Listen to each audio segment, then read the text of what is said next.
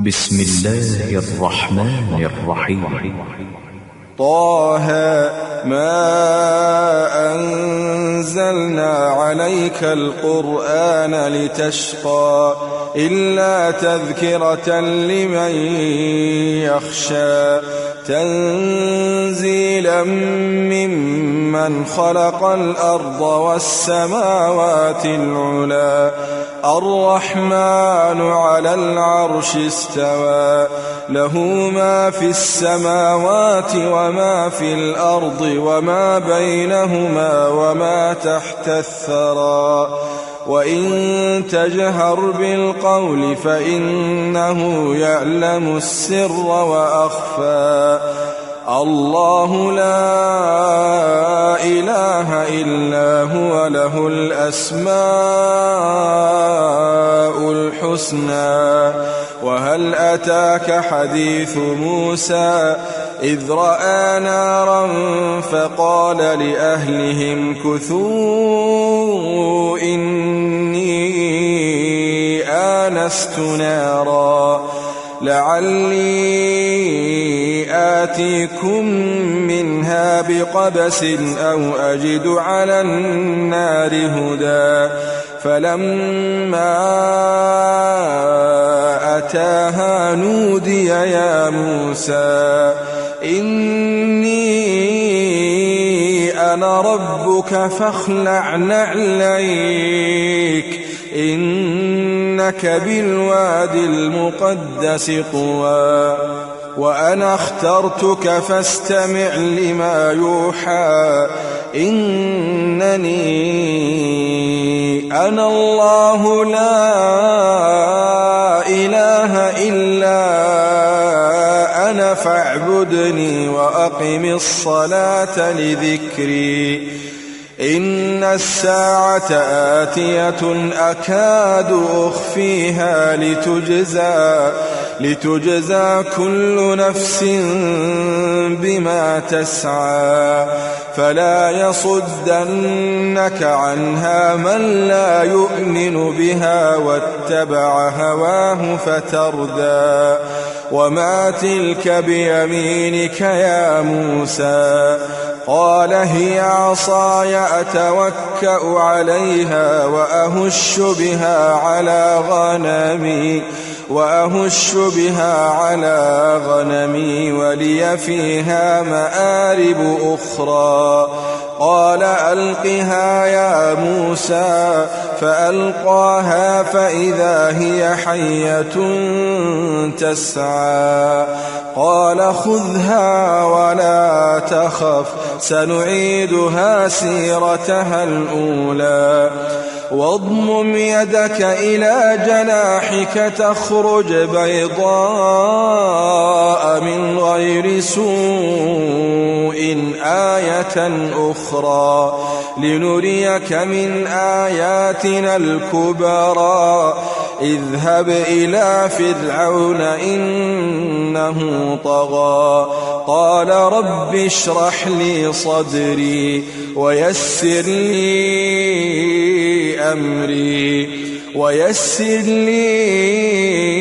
أمري واحلل عقدة من لساني يفقه قولي واجعل لي وزيرا من أهلي هارون أخي أشدد به أزري وأشركه في أمري كي نسبحك كثيرا ونذكرك كثيرا إنك كنت بنا بصيرا قال قد أوتيت سؤلك يا موسى ولقد مننا عليك مرة أخرى إذ أوحينا إلى أمك ما يوحى أن اقذفيه في التابوت فاقذفيه في اليم فليلقه اليم بالساحل فليلقه اليم بالساحل يأخذه عدو لي وعدو له وألقيت عليك محبة مني ولتصنع على عيني إذ تمشي أختك فتقول هل أدلكم على من يكفله فرجعناك إلى أمك كي تقر عينها ولا تحزن وقتلت نفسا فنجيناك من الغم وفتناك فتونا فلبثت سنين في أهل مدين ثم جئت على قدري يا موسى واصطنعتك لنفسي اذهب أنت وأخوك بآياتي ولا تنيا في ذكري اذهبا إلى فرعون إنه طغى فقولا له قولا لينا لعله يتذكر أو يخشى قالا ربنا إننا نخاف أن يفرط علينا أو أن يطغى قال لا تخافا إنني معكما أسمع وأرى فأتياه فقولا إنا رسولا ربك فأرسل معنا بني إسرائيل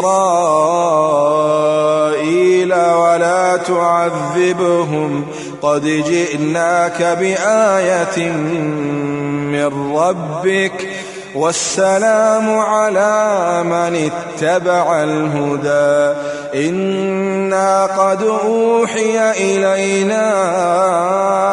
أن العذاب على من كذب وتولى قال فمن ربكما يا موسى قال ربنا الذي أعطى كل شيء خلقه ثم هدى قال فما بال القرون الأولى قال علمها عند ربي في كتاب لا يضل ربي ولا ينسى الذي جعل لكم الأرض مهدا وسلك لكم فيها سبلا وأنزل من السماء ماء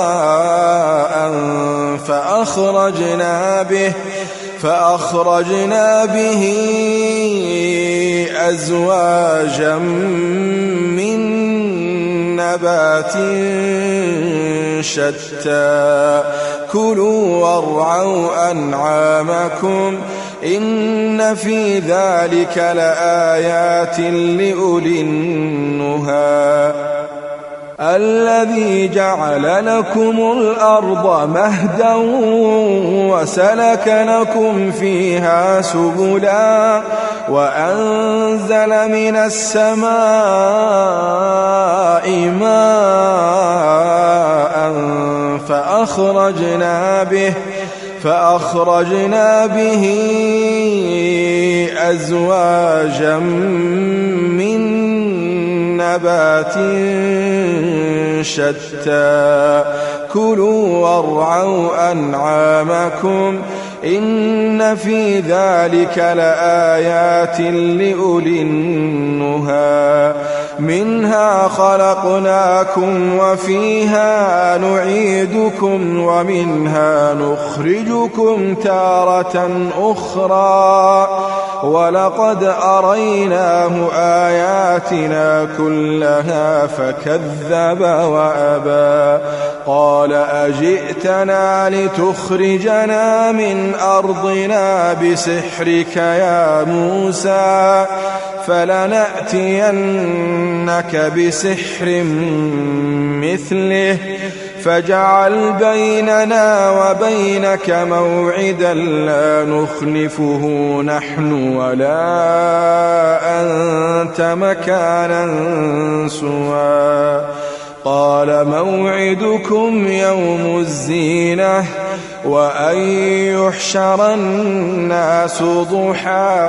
فتولى فرعون فجمع كيده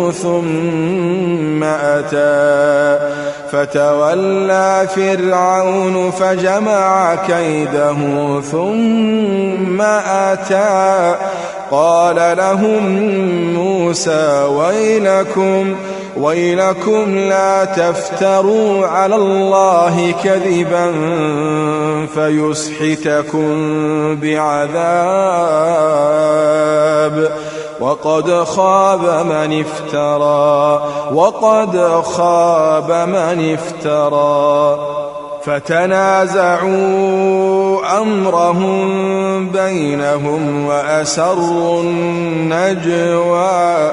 قالوا إن هذان لساحران يريدان أن يخرجاكم من أرضكم بسحرهما ويذهبا بطريقتكم المثلى فأجمعوا كيدكم ثم أتوا صفا وقد أفلح اليوم من استعلى قالوا يا موسى إما أن تلقي وإما أن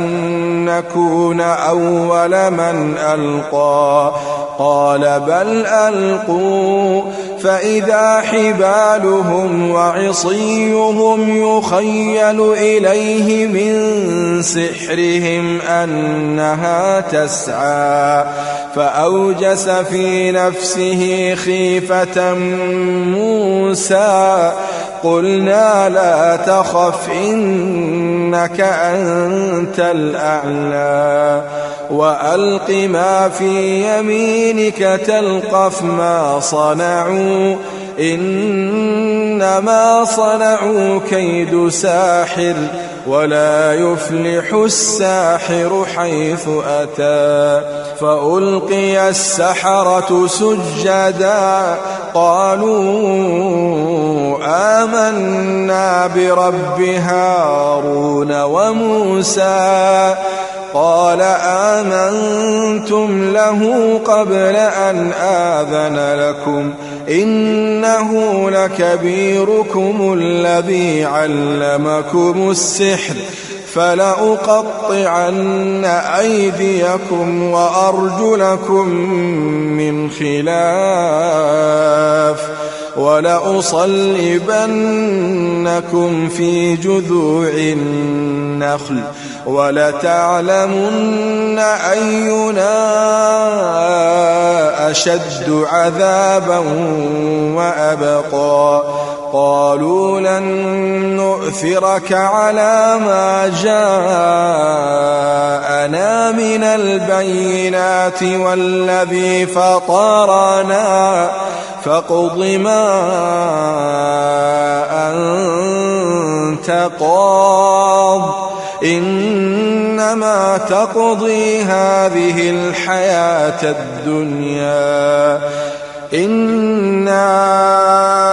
آمنا بربنا ليغفر لنا خطايانا وما أكرهتنا عليه من السحر والله خير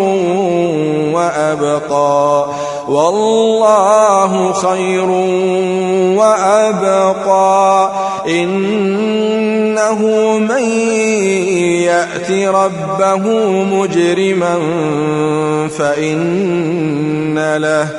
فإن له جهنم لا يموت فيها ولا يحيا ومن يأته مؤمنا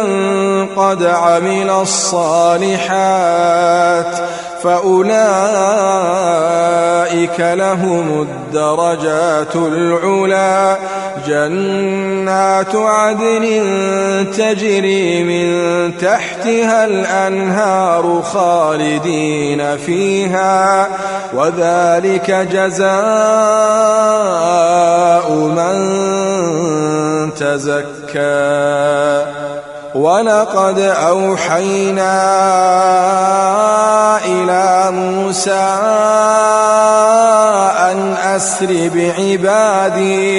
أن أسر بعبادي فاضرب لهم طريقا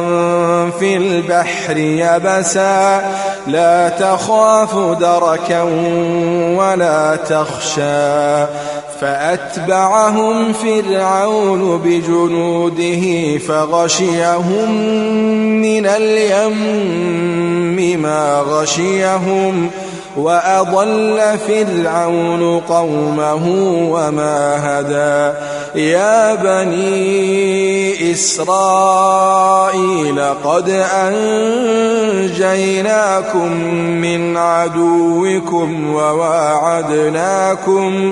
وواعدناكم جانب الطور الأيمن ونزلنا عليكم المن والسلوى كلوا من طيبات ما رزقناكم ولا تطغوا فيه فيحل عليكم غضبي ومن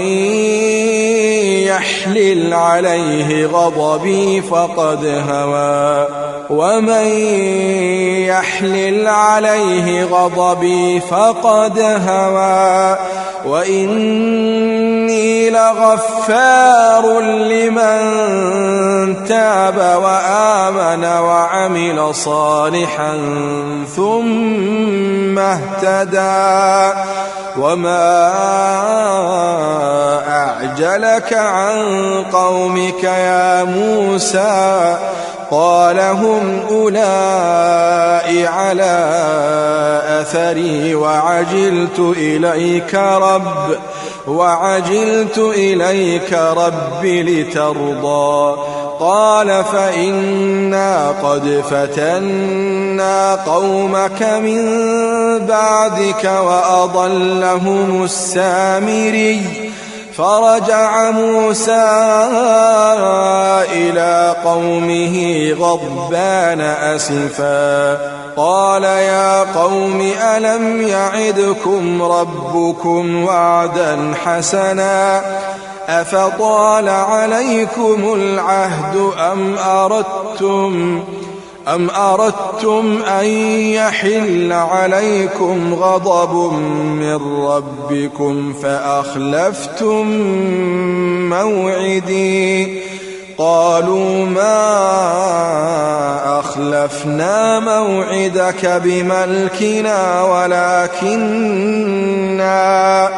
ولكننا حملنا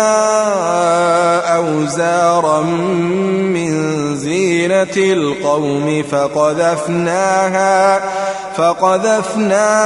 فكذلك ألقى السامري فأخرج لهم عجلا جسدا له خوار فقالوا هذا إلهكم وإله موسى فنسي أفلا يرون ألا يرجع إليهم قولا ولا يملك لهم ضرا ولا نفعا ولقد قال لهم هارون من قبل يا قوم إنما فتنتم به وإن ربكم الرحمن فاتبعوني وأطيعوا أمري قالوا لن نبرح عليه عاكفين حتى حتى يرجع إلينا موسى. قال يا هارون ما منعك إذ رأيتهم ضلوا ألا تتبعن أفعصيت أمري؟ قال يا ابن أم لا تأخذ بلحيتي ولا برأسي إني خشيت أن تقول فرقت بين بني إسرائيل ولم ترقب قولي. قال فما خطبك يا سامري؟ قال بصرت بما لم يبصروا به فقبضت قبضة من أثر الرسول فنبذتها وكذلك سولت لي نفسي. قال فاذهب فإن لك في الحياة أن تقول لا مساس وإن لك موعدا لن تخلفه وانظر إلى إلهك الذي ظلت عليه عاكفا لنحرقنه ثم لننسفنه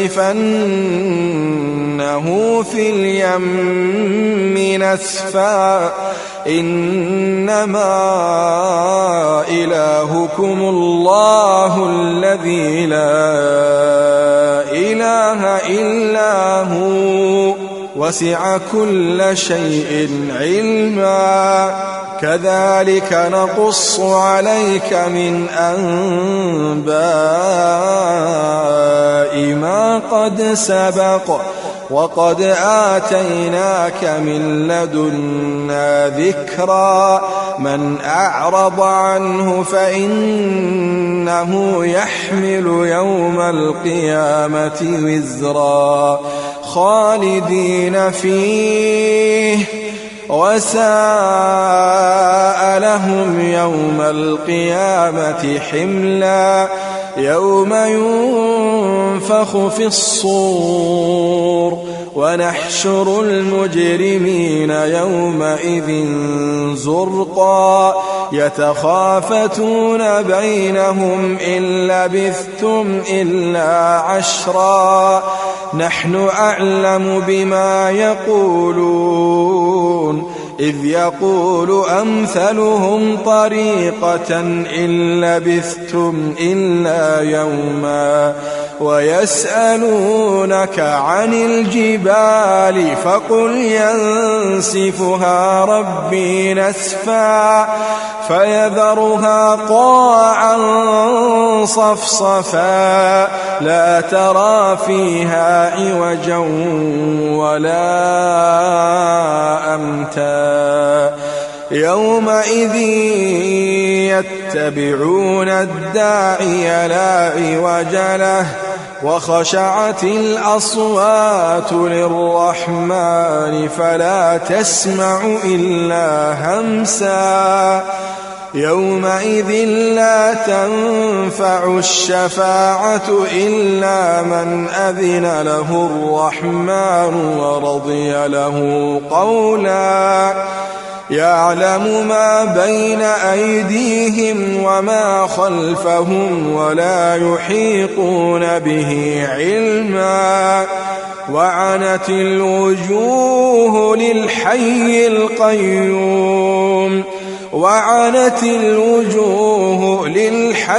القيوم وقد خاب من حمل ظلما ومن يعمل من الصالحات وهو مؤمن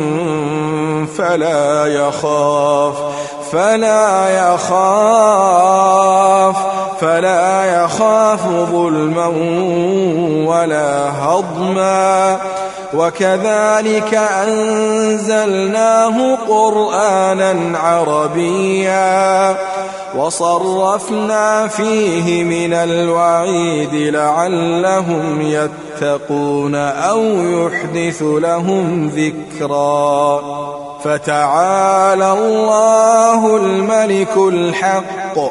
ولا تعجل بالقرآن من قبل أن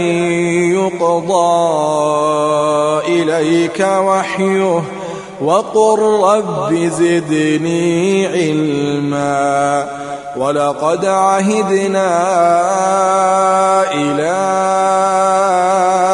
آدم من قبل فنسي ولم نجد له عزما وإذ قلنا للملائكة اسجدوا لآدم فسجدوا إلا إبليس أبى فقلنا يا آدم إن هذا عدو لك ولزوجك فلا يخرجنكما من الجنة فتشقى إن لك ألا تجوع فيها ولا تعرى وأنك لا تظمأ فيها ولا تضحى فوسوس إليه الشيطان قال يا آدم هل أدلك على شجرة الخلد وملك لا يبلى فأكلا منها فبدت لهما سوآتهما وطفقا يخصفان عليهما من ورق الجنة وعصى آدم ربه فغوى ثم اجتباه ربه فتاب عليه وهدى قال اهبطا منها جميعا بعضكم لبعض عدو فإما يأتينكم مني هدى فمن اتبع هداي فلا يضل ولا يشقى ومن أعرض عن ذكري فإن له معيشة ضنكا ونحشره يوم القيامة أعمى قال رب لم حشرتني أعمى وقد كنت بصيرا قال كذلك أتتك آياتنا فنسيتها وكذلك اليوم تنسى وكذلك نجزي من أسرف ولم يؤمن بآيات ربه ولعذاب الآخرة أشد وأبقى أفلم يهد لهم كم أهلكنا قبلهم من القرون يمشون في مساكنهم إن في ذلك لآيات لأولي النهى ولولا كلمة سبقت من ربك لكان لزاما وأجل مسمى فاصبر على ما يقولون وسبح بحمد ربك قبل طلوع الشمس وقبل غروبها ومن آناء الليل فسبح وأطراف النهار لعلك ترضى ولا تمدن عينيك إلى ما متعنا به أزواجا